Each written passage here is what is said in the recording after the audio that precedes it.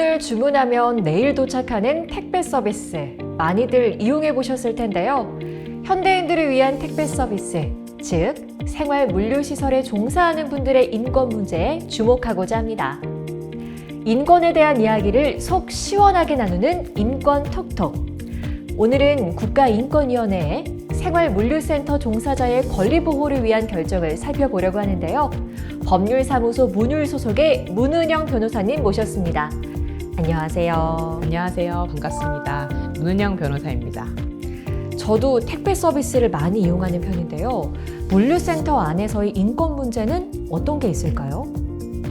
생활물류센터에서는 상하차, 분류, 포장, 배송 등의 다양한 업무가 모여서 이루어지는데요.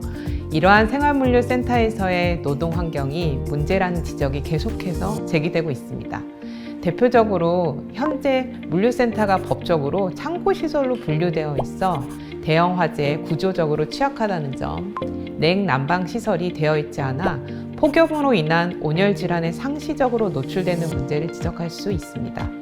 그리고 새벽 또는 당일 배송 등의 배송 속도를 맞추기 위해 물류센터 노동자들은 상시적인 야간 노동과 마감 시간을 맞추기 위한 강도 높은 노동으로 노동자들의 과로 및 그로 인해 발생하는 과로사 등의 산업재해가 문제되고 있습니다.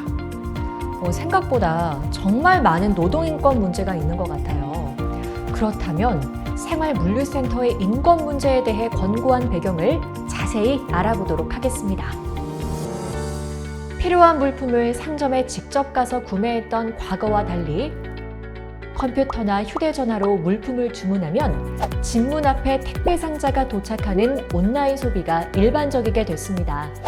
특히 밤까지 주문하면 다음날 새벽에 도착하는 빠른 배송에 많은 사람들이 익숙해져 있고 온라인 구매 패턴은 이미 현대인의 보편적인 소비 생활 양식으로 정착됐습니다. 본 권고에서는 생활물류서비스 산업발전법 제2조에 따른 생활물류시설로서 다양한 물류시설 중 온라인 판매를 위해 물품의 집화, 하역, 분류, 보관, 배송 등의 활동에 종사하는 사람들의 인권 문제에 주목하고자 합니다. 물류산업의 허브 역할을 하는 생활물류센터는 상하차, 분류, 포장, 배송 등 다양한 업종 종사자가 집약된 공간입니다. 그러나 대형 화재 사고에 구조적으로 취약하며 새벽 배송, 당일 배송 등 빠른 속도 경쟁으로 인한 장시간 노동과 야간 노동의 만연, 높은 노동 강도, 근로자들의 연이은 과로사, 폭염으로 인한 온열 질환 발생 등 많은 노동인권 문제를 안고 있습니다. 특히 폭염은 근로자의 생명과 안전을 직접적으로 위협하고 있는데 최근 2023년 6월 대형마트 주차장에서 카트 정리 업무를 하던 29세 근로자가 온열에 의한 과도한 탈수로 사망한 사건을 비롯해 해마다 온열 질환자 수는 증가하고 있으며 유엔 사무총장은 2023년 7월 27일 기자회견에서 지구온난화가 끝나고 지구 열대화 시대가 시작되었다고 선언한 바 폭염에 대응한 보호대책 마련이 시급할 것입니다. 국가인권위원회는 2021년 생활물류센터 종사자 노동인권 상황 실태조사를 실시하고 전문가 정책간담회를 개최했으며 이를 토대로 생활물류센터 종사자의 노동조건 개선 및 기본적인 노동인권의 보호를 위한 제도 개선 방안에 관해 국가인권위원회법 제19조에 따라 검토했습니다. 국가인권위원회에서 노동인권 문제에 대한 결정을 내렸다고 하는데 관련된 법제나 정책은 어떤 게 있을까요? 국가인권위원회에서 이번 결정은 대한민국 헌법 제10조의 행복추구권, 제11조의 평등권, 제32조의 인간 존엄성을 보장하도록 근로조건을 법률로 정하도록 한 것과 제34조 인간다운 생활을 할 권리 등과 세계인권선언 제22조에서 제24조 경제적, 사회적 및 문화적 권리에 관한 국제규약 제2조, 제4조, 제7조 그리고 국제노동기구의 제81조 근로감독에 관한 협약, 제150조 노동행정에 관한 협약, 제155조 산업안전보건협약 등을 판단 기준으로 하였습니다. 아울러 ILO의 근로시간 제한 및 야간 노동에 관한 협약, 유럽연합의 노동시간 편성에 관한 지침과 그동안 국가인권위원회의 택배 노동자의 장시간 노동 문제 개선에 관한 권고, 특수형태 근로종사자 보호에 관한 의견 표명, 기후 여건에 따른 건설 노동자 노동환경 개선 권고 등도 이번 결정의 참고 기준이 되었습니다. 네, 정확한 법제와 정책을 통해 권고된 결정이니만큼 그 결정의 내용을 정확히 알아봐야 할 것 같은데요. 생활물류센터 종사자의 일할 권리를 보호하기 위해서 인권위에서는 어떤 개선 방안을 제시했나요? 인권위원회에서는 첫 번째로 생활물류센터가 구조적으로 화재에 매우 취약하다는 문제점을 확인하고 이에 대한 안전성을 개선해야 한다고 지적했습니다. 물류센터는 조립식 공법과 샌드위치 패널 및 우레탄 폼, 마감재 사용으로 인해 건축재 자체가 화재에 취약합니다. 또한 물류센터는 건축법상 창고시설로 분류되어 있어 소방구획과 소방시설 설치 의무가 일반 공장에 비해 완화되어 있는데요. 이는 층고가 굉장히 높고 면적이 넓은 물류센터에 적재된 가연성 물건 등과 결합될 때 대형 화재로 확산될 가능성이 높아 화재 발생 시 위험성이 더 큽니다. 실제로 2021년 6월 소방관 1명이 사망하고 물류센터가 전소되는 화재 사건의 경우 화재 발생 이후 6일 만에 진화되었습니다.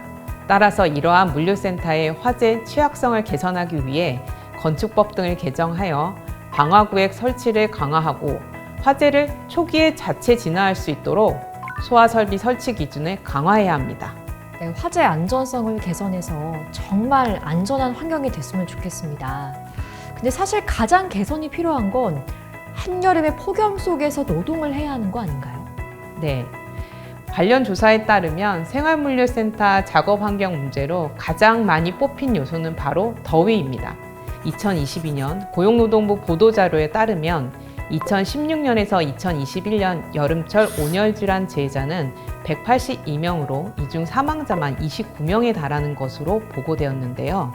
이를 해결하기 위해서는 생활물류센터 등 실내 작업에 대하여 폭염 시 매시간 10에서 15분 휴게 시간 부여와 냉방장치 설치에 관한 법을 구체적으로 명문화하여 실효성을 확보해야 합니다.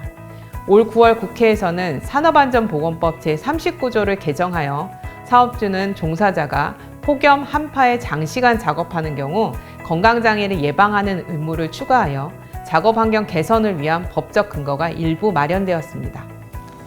조금만 더워도 쉽게 지치는 여름인데 폭염에도 열심히 일해주시는 종사자분들이 더욱 안전했으면 좋겠습니다. 다른 문제점이 있다면 어떤 걸까요?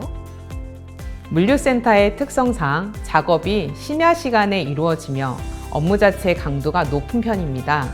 야간 노동은 세계보건기구 산하 국제암연구소가 2007년 암을 유발할 가능성이 높은 2등급 요인으로 분류할 정도로 유해한 작업 방식입니다.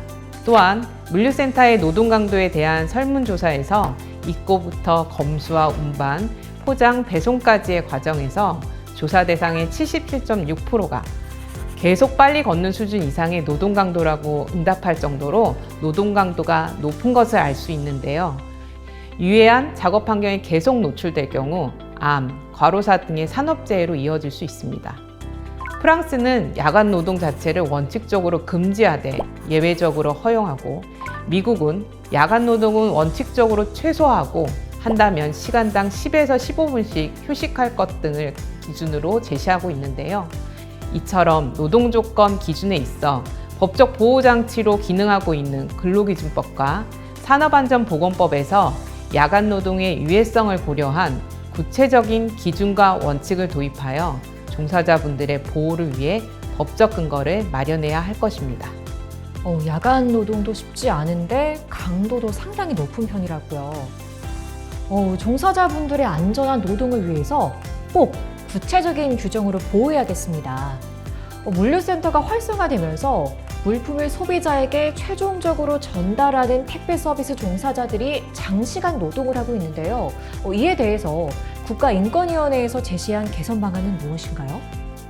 네. 택배 서비스 종사자들은 현재 장시간 연속적인 노동으로 상시적인 과로를 하고 있고 안전보건상 위험에 처해 있습니다.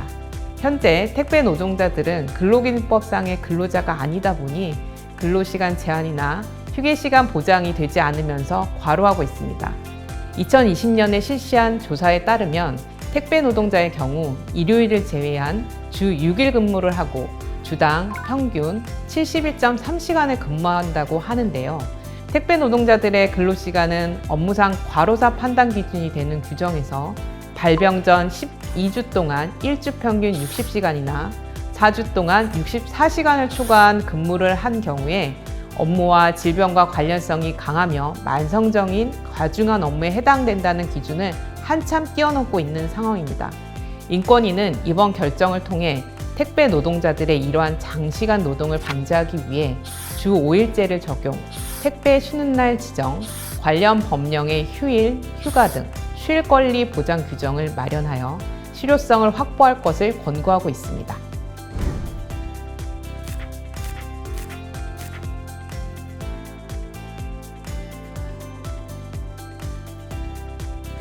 문은영 변호사님과 함께 국가인권위원회 생활물류센터 종사자의 권리 보호를 위한 결정을 살펴봤는데요. 변호사님, 오늘 함께 하시니까 어떠셨나요? 네. 오늘날 생활물류센터가 확산되어 생활의 편리함이 늘어났는데요.